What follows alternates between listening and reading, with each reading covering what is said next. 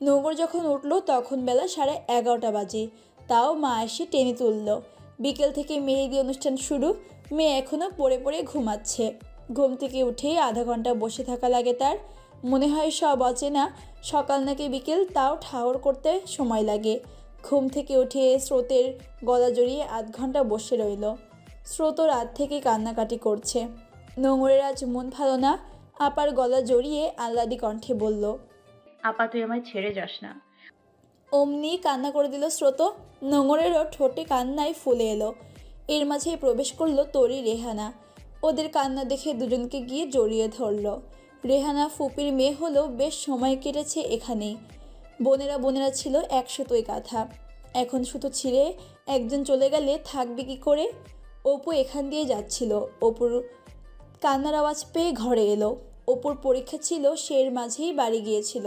আজ এলো, বোনদের কাঁদতে দেখে বোকা বোকা করে তাকিয়ে রইল। অপুর বয়সী নোঙরের বছরখানেক ছোট হলেও বুদ্ধিতে কাঁচা। সে গিয়ে নিচে চিৎকার করে বলা শুরু করলো, মা মামি দেখে যাও, আপারা কাঁদছে। কণিকা মলিন মুখে এগিয়ে আসতে নিলেই প্রবীণ শেখ বাদ সাধলেন। বাচ্চাগুলোকে একসাথে ছিল, তা কান্না তো আসবেই। স্ত্রীকে বললেন ওদের একাই ছেড়ে দিতে। ছল ছল চোখে সে ঘরের দিকে গেলেন। হাসি খুশিতে মত্ত থাকা বাড়িটি থমথমে হলো, রাশভারী হলো। মেয়েদের বেলায় সব নিয়ম কেন, এই নিয়ম ভাঙা যায় না কেন? অদ্ভুত। সব কিছু ফের স্বাভাবিক হলো অনেকক্ষণ বাদ। তখন দ্বিপ্রহর চলছে, ভোজনও শেষ হয়েছে। এর মাঝে রুদ্ধর সাথে কথা দেখা হয়নি নোঙরের। তবে চোখ দিয়ে সেই লোকটাকেই খুঁজে বেড়াচ্ছে। হুট করেই নোঙরের কিছু মনে পড়ল, নিজের পায়ের দিকে তাকালো। আটকে উঠল নোঙর। নূপুরটা নেই। কোথায় নূপুরটা? তড়িৎ গতিতে ঘরের দিকে ছুটল। উল্টে পাল্টে ঘর খুঁজল, পেল না। ওয়াশরুমেও গেল, না, নেই। আখি টইটম্বুর হলো। মা তো বিছানা গুছিয়েছে, মাকে কি শুধাবে একবার? কিন্তু না, তার মা তো পেলে বলতোই। চুল খামচে ধরে পড়ল বিছানায়। হারিয়ে ফেলল কি করে? এর মাঝে এলো তরি।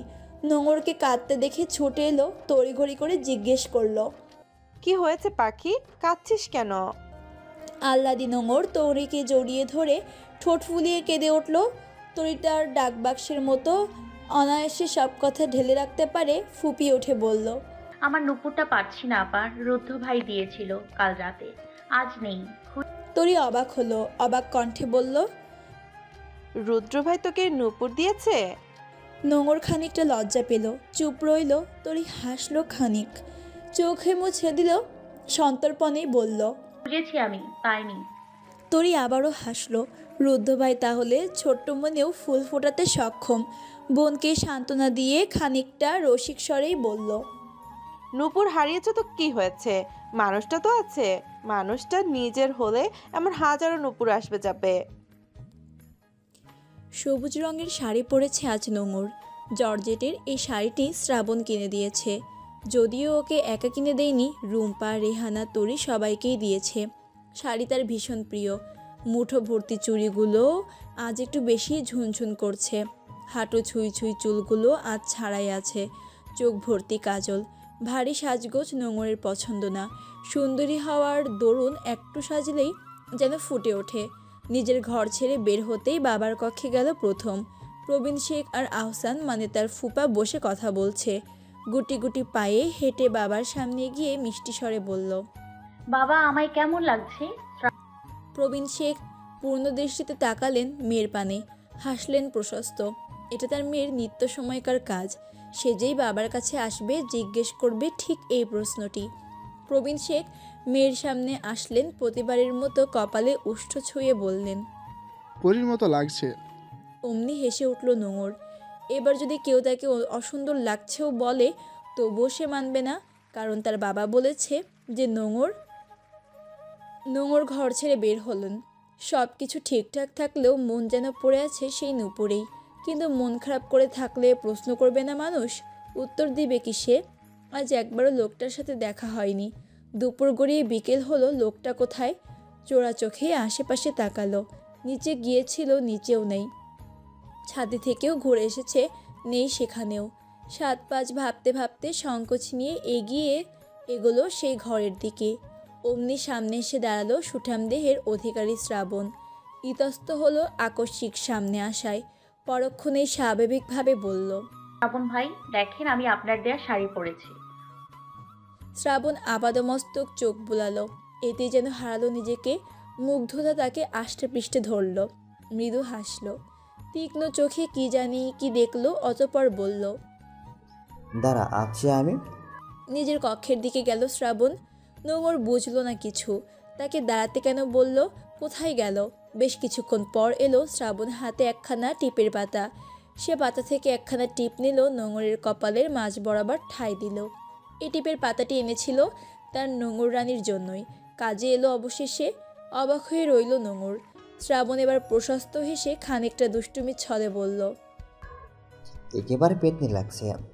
ভেঙচি দিল নোংর। ও জানে শ্রাবণ ভাই এমনই বলবে। শ্রাবণ এবার খানিকটা স্বাভাবিক হয়ে গম্ভীর স্বরে শুধালো, ওদিকে কোথায় যাচ্ছিলে? থতমত খেলো নোংর। এবার সে কি উত্তর দিবে। শুকনো ঢোক গেল সে। আমতা আমতা করে বলল, ফুপির ঘরে যাচ্ছি ভাইয়া, একটু দরকার ছিল। বলেই হাফ ছাড়ল নোংর। তবে শ্রাবণ বিশ্বাস করল না। ও জানে কোথায় যাচ্ছে নোংর। খুঁজতে দেখেছে রুদ্ধকে। গা জ্বলে উঠল নিমেষে। ফুঁসে উঠে স্থান ত্যাগ করল। মনে মনে ভেবে নিল বিয়ের ঝামেলা শেষ হোক, তারপর ব্যবস্থা নিচ্ছে। নোংর যেন স্বস্তি পেল। ফের পা বাড়ালো সেই দিকে। কিশোরী মনের উত্থাল পতন যেন বেড়েই চলেছে। আবদ্ধ অনুভূতি প্রগাঢ়ভাবে জ্বালাচ্ছে। আর একটু সামনে যেতেই আকস্মিক বের হলো রুদ্ধ। ফের মুখোমুখি হলো এই মানুষটার সাথে। আবার অপ্রস্তুত হলো নোংর। শ্রাবণ ভাইকে তো বুঝিয়েছে, উনি যদি জিজ্ঞেস করে উত্তর দিবে কি। বোকা একটা। না আসলেই হতো, আর একটু অপেক্ষা করলে লোকটাই বের হতো। রুদ্ধ থমকালো খানিকটা।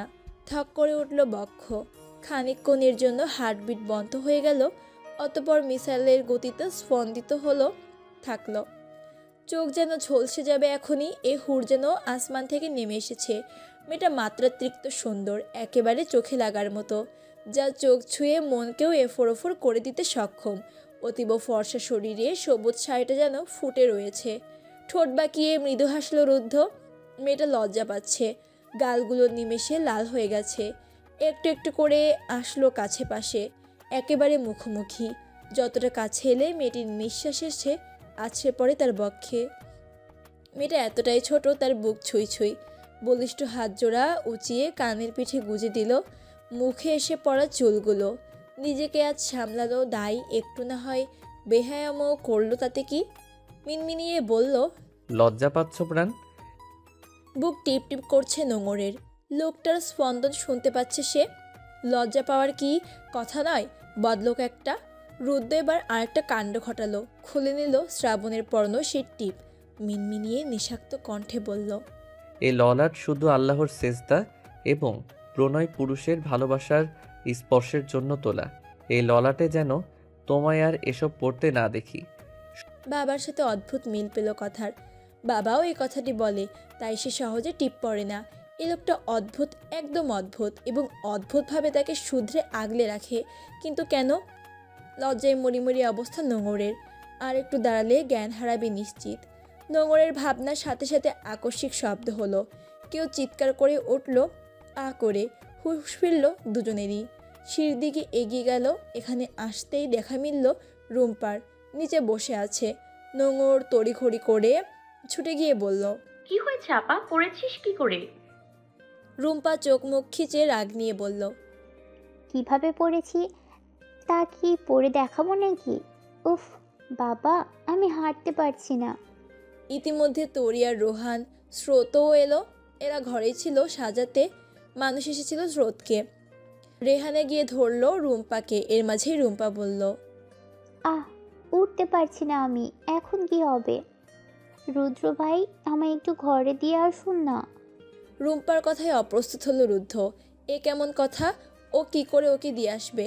রুদ্র কিছু বলবে তার আগে তড়িঘড়ি করে কাছে গিয়ে বলল, আহা আপা, পড়েছিস কি করে তুই? অনুষ্ঠান বাড়ি, দেখে শুনে হাঁটবি না? আর কি বলছিস কি?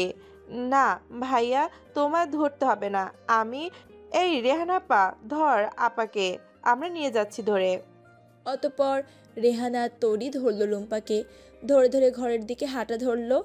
নোঙর ঠায় দাঁড়িয়ে রইল কয়েকবার, পলক ঝাপটিয়ে তাকালো রুদ্ধর দিকে। রুম্পা আপা ওনাকে কেন বললো, আর উনিই বা না করছিল না কেন?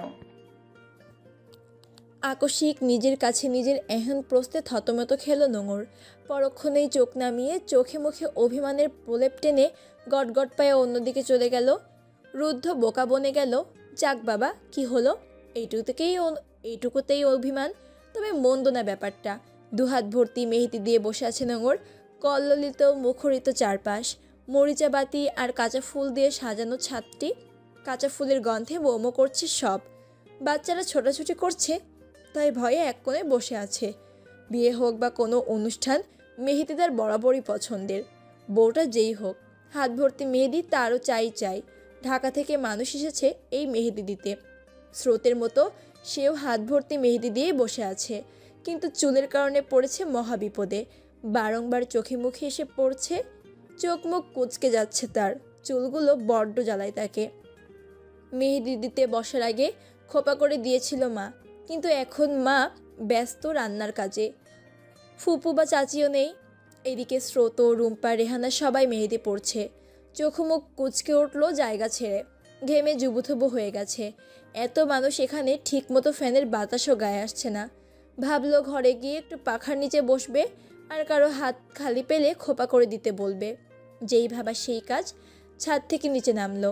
রুদ্র তখন সিঁড়ি দিয়ে উঠছে উপরে, হাতে একটা ক্যামেরা, তা ঝোলানো গলায়। নোঙরকে দেখে খানিকটা থামলো, জিজ্ঞেস করলো, সবাই উপরে, তুমি কোথায় যাচ্ছ?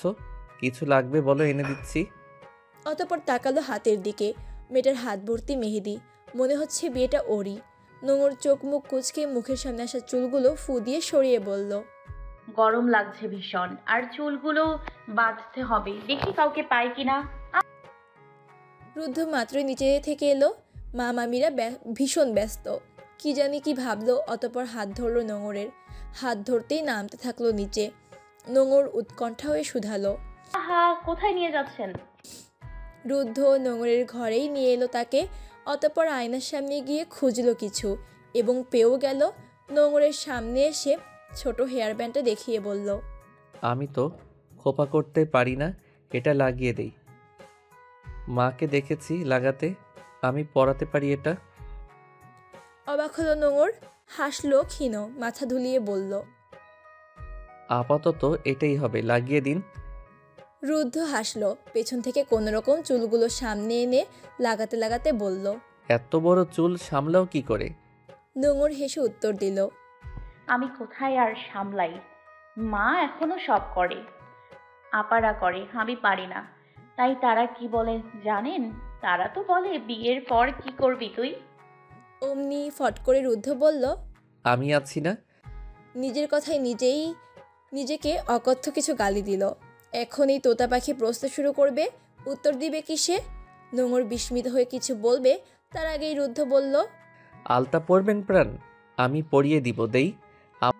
কি নিঃসংকোচ আবদার! এই আবদার যেন আগের কথাটি বেমালুম ভুলল। রাজি হলো কি হলো তা অবধি বসে রইল না। রুদ্ধ নোঙরের ড্রেসিং টেবিলের উপর আলতা দেখেছে, সেখান থেকে নিয়ে এলো আলতাটা। নোঙরকে বিছানায় বসালো, সেও নিচে বসে পড়ল। নোঙর অপ্রস্তুত হয়ে বলল, হায় আল্লাহ, কি করছেন কি রুদ্ধ ভাই? নোঙর ফের উঠে যাবে, রুদ্ধ ফের নেশাক্ত কণ্ঠে বলল, আমার কাছে আলতা দেবেন না প্রাণ। সম্মোহীন বাক্য, সম্মোহীন কণ্ঠ সব যেন ভুলিয়ে দিল ষোড়শী নোঙরকে। ঠায় বসে রইল। আলতার কৌটাটা খুলে আলতা পরালো বেশ যত্ন করে রুদ্ধ। আকস্মিক আরও একটা সাংঘাতিক কাণ্ড করে বসল। উষ্ঠ ছোঁয়ালো নোঙরের পায়ে, মোহনীয় কণ্ঠে বলল, নুপুর হারিয়ে গেছে, তাই মন খারাপ করছিলেন। আপনার চরণ আমি নিজ হাতে রাঙিয়ে দিলাম প্রাণ। আজ স্রোতের গায়ে হলুদ। অতঃপর সেই কাঙ্ক্ষিত সময় ঘনিয়ে আসছে। মেয়ে বিদায়ের সময় অতি নিকটে। প্রবীণ শেখ উঠেছে আজ, একটু সময় করে, ফলে ফজরের নামাজ পড়তে পারিনি।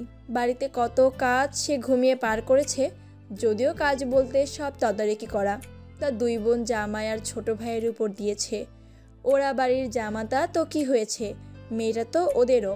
সে সব সামলেছে, এবার ওরা করুক। দুই ভাগ্নেও বেশ দায়িত্ববান। ঘড়িতে তখন 8টা বাজে। সময় যত নিকটে আসছে সে যেন দুর্বল হয়ে পড়ছে। রাতে তেমন ঘুম হয়নি, শেষ রাতে চোখ লেগে আসলো। অতপর বেলা হয়ে গেল উঠতে। উঠেই প্রবীণ শেখ আজ মেয়েদের কক্ষের দিকে হাঁটা ধরল। মেয়েদের দরজার নিকট আসতেই রেহানার দেখা পেল। মিষ্টি হেসে শুধালো। ঘুম হয়েছে মা? রেহানা হাসলো, ক্ষীণ বলল। হয়েছে মামা। প্রবীণ শেখ এবার দরজার দিকে তাকিয়ে বলল। শ্রোতা, পান ওঠেনি? রেহানা বলল। উঠাইনি মামা, কদিন যাবত রাতে ঘুম হচ্ছে না, তাই ওদের ডাকিনি। প্রবীণ শেখ রেহানার মাথায় হাত বুলিয়ে ফের পা বাড়ালো। রেহানা পিছন মুড়ে দেখলো একবার। ছোটবেলা থেকে সে দেখে আসছে বড় মামাকে সবাই ভয় পায়, তার বাবা সহ ভয় পায়, অথচ এই ভয়ের কারণ খুঁজে পায়নি কখনো। তাদের সাথে সর্বদা তুলনায় নরম ছিল। এই মানুষটা জটিল জটিল কথাগুলো সহজে বুঝে যান।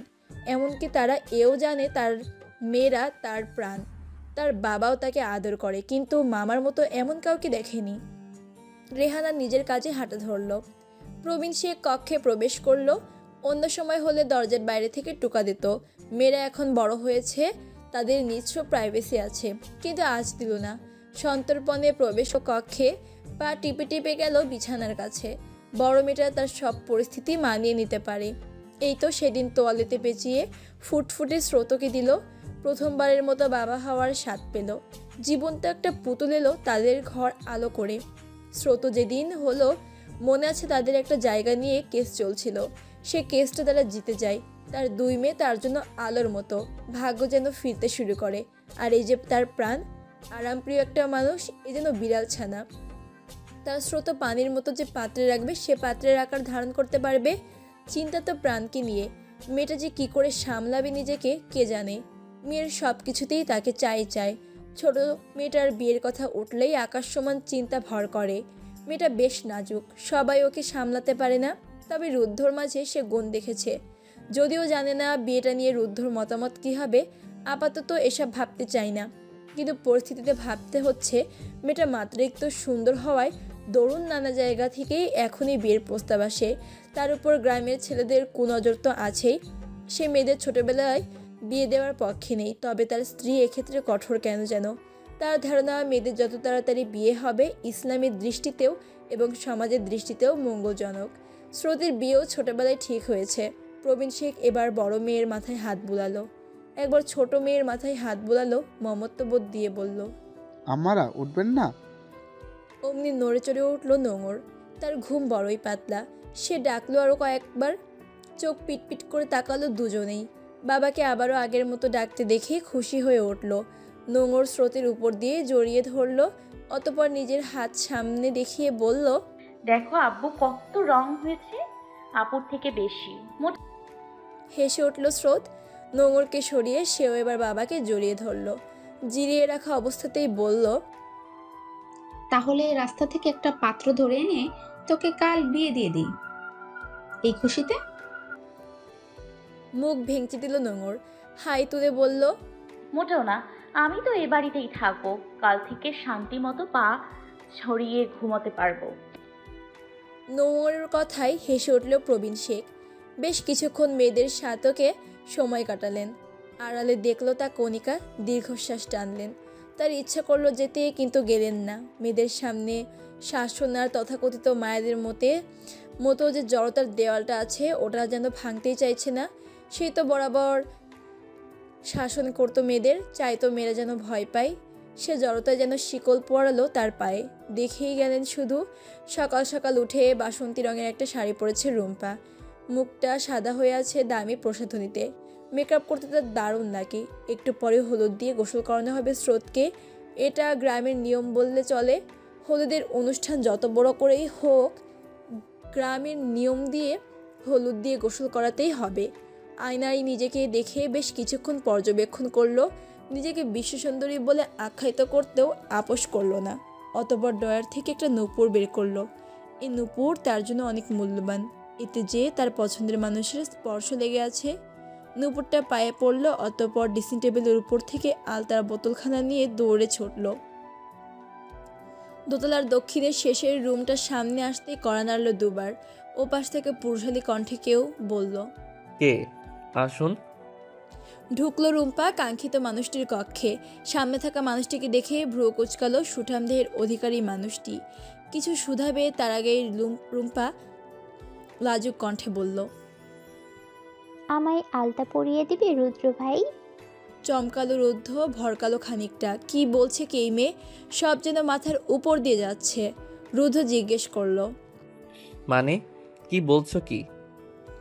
রুম্পা আরেকটু এগুলো বলল, দিয়ে যাও না রুদ্ধ, কাল যেমন নোংরের পায়ে রাঙিয়ে দিয়েছিলে তেমন করে। আরেক দফা চমকালো রুদ্ধ। এই মেয়ে জানলো কি করে? বলেছেও। মেয়েটার মতিগতি শুরু থেকেই অদ্ভুত। রুম্পা এবার বিছানার উপর গিয়ে বসলো, পা বাড়িয়ে হাঁট উঁচু করে। অমনি জলজল করে উঠল নুপুরটা। বিস্মিত হলো রুদ্ধ। এটা তো সে নোংরকে দিয়েছিল। তরিওকে বলেছে নুপুরটা নোংর পাচ্ছে না। রুদ্ধ এগিয়ে গিয়ে গম্ভীর কণ্ঠে বলল, এটা তো আমি প্রাণকে দিয়েছিলাম, তোমার পায়ে কি করে? এই মেয়ে, তুমিও নূপুর নিয়েছো কেন? প্রাণ কথাটা রুম্পার বুকে গিয়ে লাগলো। তেড়ে উঠে বলল, ওকে প্রাণ কেন বলছো তুমি? বলবে না প্রাণ, অসভ্য মেয়ে। রুদ্ধ আশ্চর্য হচ্ছে। রুদ্ধ কিছু বলবে তার আগেই মেয়েটা ভয়ঙ্কর একটা কাজ করলো। জড়িয়ে ধরলো ওকে, বলল, আমি তোমাকে ভালোবাসি রুদ্ধ, তুমি ওই মুখে আর নোংরের নাম নিবে না। দেখো আমাকে, আমিও তো সুন্দর, দেখো দেখো। এবার রুদ্ধ আর সহ্য করতে পারল না। নিজের থেকে সরিয়ে ঠাস করে একটা থাপ্পড় বসালো রুম্পার গালে। বলল, বাবাকে ডাকবো আমি এক্ষুনি, দেখুক এসে তার মেয়ে পাগল হয়েছে। ভীত হলো রুম্পা। আব্বা জানলে রক্ষে নেই। শান্ত হলো খানিকটা। ঠান্ডা স্বরে বলল, আমি আপনাকে ভালোবাসি রুদ্ধ ভাই, আমি আপনাকে চাই। রুদ্ধ বুঝলো মেয়েটা ভয় পাচ্ছে। মেয়েটা নিতান্তই কম বয়সী, আবেগে করে ফেলেছে। কিন্তু আশ্চর্য হচ্ছে এ ভেবে প্রাণ তো ছোট। রুদ্ধ নিজেই কত কি করে। মেয়েটা সর্বদা শালীন। রুদ্ধ নিজেকে ঠান্ডা করে শান্ত স্বরে বলল, দেখো রুম্পা, আমি তোমায় সরি বলবো না। তুমি এখন যে কাজটা করেছো মোটেও ঠিক না। তবে আমি তোমায় অ্যাকসেপ্ট করতে পারবো না। আমি তোমাকে রেহানা, স্রোত, তরিকে বোনের মতো দেখি। আর নোংরকে নিয়ে আমার বিষয়টা যা দেখছো সবটা ভিন্ন। শীঘ্রই তোমার ভুল ভাঙবে। প্লিজ এসব মাথা থেকে সরাও। আমি এমন বাড়াবাড়ি দেখলে সত্যি মামার কাছে বলবো। রুম্পা চুপ করে আছে। ঠোঁট কামড়ে কান্না করে দিল সে। এখানে আর দাঁড়ালো না, দৌড়ে স্থান ত্যাগ করলো। রুদ্ধকেও ভালোবাসে, আর যে করেই হোক পেয়েই ছাড়বে। কোনটা ঠিক কোনটা ভুল ও জানতে চায় না। ও শুধু রুদ্ধকে চাই। কাঁচা হলুদ রঙের শাড়ি পরেছে নোংর। হাতে চুলে কাঁচা গাঁদা ফুলের গাজরা শোভা পাচ্ছে। সাজগোজ খুবই স্বল্প। চোখে কিঞ্চিত কাজলের ছোঁয়াও আছে। বিয়ে বাড়িতে আসা প্রতিটা মানুষের নজর বইয়ের থেকে যেন নোংরের ওপরেই বেশি। গ্রামের সবাই জানে প্রবীণ শেখের কন্যারা সুন্দর, কিন্তু ছোটটা যেন একটু বেশি সুন্দর। প্রলয় শেখের মতো গ্রামের লোকদেরও ধারণা এ মেয়ের পায়ের নখ থেকে চুল হুবহু দাদির মতো হয়েছে।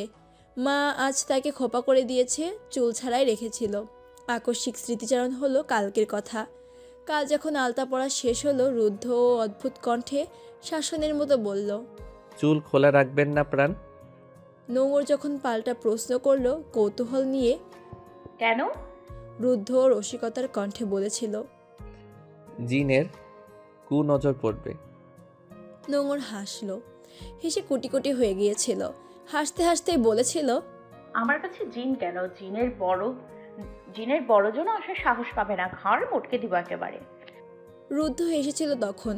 পরক্ষণেই মুখখানা গম্ভীর করে বলেছিল, আপনার মোহনীয় রূপ শুধু একজনের জন্য বরাদ্দ নোংর। চুল খোলা দেখলে এ চুল আমি কুটি কুটি করে কেটে দিব। বলেই স্থান ত্যাগ করছে সে। নোংর ভালো করে ঠাড় করতে পেরেছে লোকটার মাথায় গন্ডগোল আছে। নয়তো হুটহাট এমন অদ্ভুত আচরণ করে কেউ। আশ্চর্য। ঘর ছেড়ে বাবার ঘরে গেল নোংর। বাবা নেই। মা আলমারি থেকে কি যেন নামাচ্ছে। মেয়েকে দেখে কণিকা বললেন, বাবাকে খোঁজা হচ্ছে। প্রশস্ত হাসলো নোংর, মাথা ঝুলালো। কণিকা বলল, তোমার বাবা বাজারে গেছে মিষ্টি আনতে। হতাশ হলো নোংর। পরক্ষণেই হাসি মুখে মাকে বলল, আমায় কেমন লাগছে মা? চমকালেন কণিকা। এ আহ্লাদি স্বরে তো বাবাকেই শুধাই। এই প্রশ্নটা তো আগে কখনো করেনি। কণিকার জড়তা যেন ভাঙল, এগিয়ে এসে চুমু খেলো মেয়ের ললাটে। তার আগেই কেউ ঘরে প্রবেশ করতে করতে বলল, আমার পুত্রবধূর মতো লাগছে তোকে। চমকালো নোঙর। প্রিয় সুয়ের কথায় হাসলো কণিকা। নোঙর এখনো থমকে আছে, মিনমিনিয়ে লজ্জা পেয়ে বলল, ইস কি যে বলে না ফুপিমা। রেবেকা ফের বলল, কেন হবি না আমার পুত্রবধূ? আমার ঘরেই নিব তোকে। কণিকা এবার চোখ রাঙালেন সইকে, পরিস্থিতি স্বাভাবিক করতে বললেন, যাতো নহর, স্রোতের হলো কিনা দেখ। নোঙর যেন দাঁড়ালো না এখানে, ছুটে পালালো। আহা, আজ প্রথম মা তাকে বাঁচালো। না হোক আর একটু হলে জ্ঞান হারাতো লজ্জায়। মায়ের ঘর থেকে বের হতেই দেখে প্রাণ ফিরে পেল যেন নোঙর। কি বললো ফুপিমা? রুদ্ধর বউ? সে রুদ্ধর বউ হতে পারে? ফের যেন লজ্জায় আষ্টে পৃষ্ঠে ধরল। কি ভয়ঙ্কর, নিজের কাছে নিজেই লজ্জা পাচ্ছে সে। লোকটার কথা কানে আসলেই যেন অদ্ভুত তাণ্ডব শুরু করে বক্ষে। মনে হয় বুঝি হৃদয়টা বেরিয়ে আসবে এখনই। কেন হয় এমন? এ অনুভূতির নাম কি? এখানে দাঁড়িয়ে কি করছিস? কারো কণ্ঠে ধ্যান ভাঙল নোঙরের। আজকাল বেশ খাপছাড়া হয়ে যাচ্ছে সে। সামনে তাকাতেই দেখতে পেল শ্রাবণকে। আজকাল এই লোকটা যেন গোয়েন্দাদের মতো ব্যবহার করে। নোঙর স্বাভাবিকভাবেই উত্তর দিল, মায়ের ঘরে ছিলাম শ্রাবণ ভাই। শ্রাবণ একদৃষ্টিতে তাকিয়ে আছে, পলক ফেলা যেন কোনো অপরাধ। নাকি লোকটা পলক ফেলতে ভুলল? শ্রাবণ মোহনীয় চোখে তাকিয়ে বলল, আমার কাছে আয় নহর, তোকে আমি খুঁজছি সেই কখন থেকে। বলেই হলুদ চুড়ি বের করলো পকেট থেকে। নোঙর উচ্ছ্বাসিত হয়ে সামনে গেল, বলল, এগুলো আমার। শ্রাবণ হাসলো ক্ষীণ। এ মেয়েদের জিনিসপত্র আনবে কার জন্য? সে চুড়িগুলো বের করে সে আরেকটু এগিয়ে গেল, হাত ধরল নোঙরের, নিজের হাতে পরিয়ে দিতে দিতে বলল, শুধু তোর? চুড়িগুলো এক এক করে পরিয়ে দিতেই চুড়িগুলো স্পর্শ করলো শ্রাবণ। হিংসে হলো বেশ। কিছু বলবে তার আগেই তার সুখে পানি ঢেলে ডেকে উঠল মামা। সে গুড়ে বালি, দাঁড়াতে পারল না আর, প্রস্থান করলো নিমেষে। নোঙরের হলুদ চুড়িগুলো ভেঙে গিয়েছিল, নতুন চুড়ি পেয়ে আপ্লুত হলো। সেও নিচে যাওয়ার জন্য পা বাড়াবে, ঠিক তখনই হাত চেপে ধরল শক্তপোক্ত হাত। কৌতূহল নিয়ে পিছনে ফিরতেই দেখা পেল রুদ্ধ পুরুষের নিমেষে গালগুলো লাল হলো নোঙরের। এর মাঝেই শোনা গেল গম্ভীর স্বর, চুড়িগুলো খুলো প্রাণ। ভরকালো নোঙর। চুড়ি খুলবে কেন? নোঙর বলল, চুরি খুলবো কেন? আমি বলেছি তাই প্রশ্ন করবে না। এখনই আমি তোমার জন্য চুড়ি এনে দিচ্ছি, খোলো চুড়িটা। খুলল না নোঙর। অদ্ভুত তো, লোকটা কঠিন স্বরে কথা বলছে কেন? নোঙর রাজি হলো না, খুলল না। এক পর্যায়ে কথা কাটাকাটিও লাগলো, তবুও খুলল না মেয়েটা। নোঙর আজ তাজ্জব বনে যাচ্ছে শান্ত লোকটার এমন আচরণে। রুদ্ধদের পিছনেই ছিল। রুদ্ধ দেখেছে শ্রাবণকে দেখেই ইচ্ছে করেই চুড়িগুলো পরিয়ে দিয়েছে। ও তো এখানে ঝামেলার জন্য আসেনি, শ্রাবণের সাথে ভালো সম্পর্ক ওর। নোংরা শ্রাবণের ব্যাপারটি স্বাভাবিক ভাই বোনের মতোই নিয়েছে, কিন্তু এখন অন্য কিছু দেখছে আর ছেলেটা রেষারেষি করতে চাইছে। নোংর এক পর্যায়ে যাওয়ার জন্য পা বাড়াতে নিলেই হাত চেপে ধরল রুদ্ধ, দাঁতে দাঁত চেপে বলল, খুব শখ না চুড়ি পরার? বলেই হাত চেপে ধরলো। এতে করে মরমর করে ভেঙে গেল। বেশ কয়েকটা বিঁধল রুদ্ধ এবং নোঙরের হাতেও। এই রুদ্ধকে চেনে না নোঙর, কেমন হিংস্র আচরণ করলো। রেবেকা ছুটে এলো চেঁচামেচিতে, কণিকাও এলো। রুদ্ধ মাকে দেখে সরে দাঁড়ালো। নোঙরের হাতের দিকে তাকাতে আটকে উঠল। চুড়িগুলো ভেঙে আছে। পরক্ষণে ছেলের হাতের দিকে তাকালো, গলগলিয়ে রক্ত পড়ছে। নোঙরের হাতে কম লেগেছে। রুদ্ধ বুঝেই চাপ দিয়েছে, যার ফলে আঘাতটা তারই লেগেছে। রেবেকা আটকে উঠে বলল, কি হয়েছে বাবু? নোঙর ভীত হয়ে আছে। কান্নারত চোখে দৌড়ে স্থান ত্যাগ করলো সে। রুদ্ধ একবার মা ও মামির দিকে তাকিয়ে গটগট পায়ে সেও প্রস্থান করলো। রেবেকা কণিকা কেউ কিছু বুঝলো না, তবে কিছু তো হয়েছে এদের। ওরা দুজনেও নামলো নিচে জানার জন্য কি হলো ছেলে মেয়েদের। এর মাঝে এলো তরি, তাচ্ছিল্য হেসে চুড়িগুলো সযত্নে তুলে নিল। দীর্ঘশ্বাস টেনে বলল, কেউ বা কারো আশায় পথ চেয়ে রয়, কেউ বা সেই পথ ভুলে অন্য দিশা খুঁজে লয়। হলুদটা তেমন গান বাজনায় ধুমধাম করে না করলেও কোনো কিছু অপূর্ণ রাখেনি প্রবীণ শেখ। গান বাজাতে পারবে, তবে 10টা অবধি, তাই অল্প পরিসরে গান বাজানোর আয়োজন করেছে। বিয়ের জন্য তো আর নিয়ম ভাঙতে পারে না গ্রামের। স্রোতও তেমন গান বাজনা পছন্দ করে না। তাছাড়া বিয়েটা যত শান্তিপূর্ণ হবে তত সোয়াব। গান বাজনা না থাকলেও যে আনন্দের কমতি হয় না, তাই বিয়ে দেখলেই বোঝা যায়। বেশি গান বাজনা করতে পারবে না, তাই আজ সকাল থেকেই হলুদের অনুষ্ঠানটা শুরু হয়েছে।